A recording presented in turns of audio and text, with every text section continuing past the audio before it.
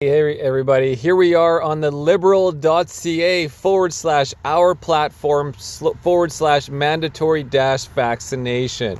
I couldn't believe this when I came across it the other day, and it was the Pleb. The Pleb was talking about it, another great YouTube channel, follow the Pleb. Anyways, he found it, and I went searching for it, and here it is, everybody. Again, on the Liberals platform, mandatory vaccination. Let's take a read together. To finish the fight against COVID-19, protect people at work, ensure businesses can get back up to speed, and most importantly, make sure our kids can safely return to school, we need to do everything we can to keep public spaces safe.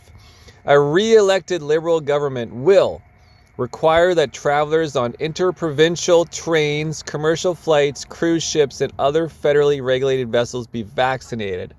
Holy crap, guys, let's get in the streets. This is ridiculous. It's time to start protesting. And the Pleb and everybody else talked about how this was just updated last week. You know, if you look in the metadata for the website, they updated this section specifically. This is not old news. This is new news. And there is a phone conversation when a woman called the Liberal and spoke to one of the representatives who verified this as well on the Pleb.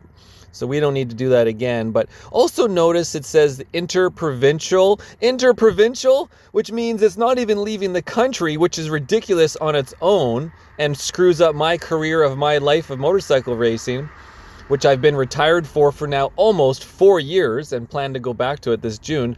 But interprovincial, on a train, on a ship, or any federal regulated vessel. If I wanted to take a bus from BC to Alberta, you have to be vaccinated. And we all know, what does the vaccine actually do? This emergency shot.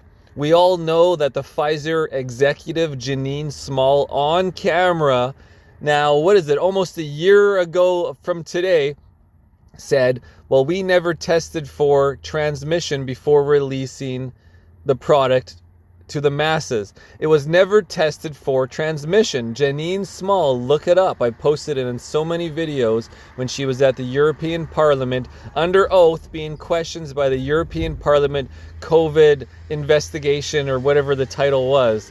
So again, the vaccine mandates are based on one big lie about transmission. And it's proven by Pfizer that about transmission.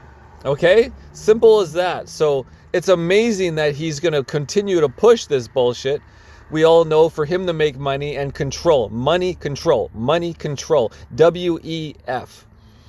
Let's continue. Ensure vaccination across the federal public service. As the country's largest employer, this will protect the health and safety of the federal public servants and their communities across Canada. Vaccination across the federal public service. So if you work for the government, which is the largest employer in Canada, wasting all our taxpayer money on over hirees everywhere. Oh man, what a ridiculous thing. So all our nurses and everybody else as well who they fired, and now they're going to continue to fire the new ones. We will also keep working with employers and crown corporations in federally regulated workplaces to ensure vaccination is prioritized for workers in these sectors. What that probably also means is the crown, you know, the king's crown, who I have to fight against in court, Rex versus Marcel Ernie for the Conrad Herbs provincial court that I have coming up on June 23rd in Kelowna. The crown is going to go after people who aren't vaccinated. They're going to prosecute. There you go. Mandatory vaccination. This is on their website. What else they got? Proof of vaccination.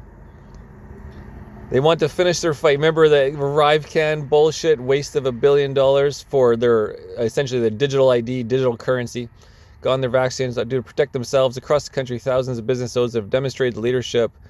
What do they manage? Blah, blah, blah. Proof of vaccination systems give people the confidence of knowing that others around them are fully vaccinated.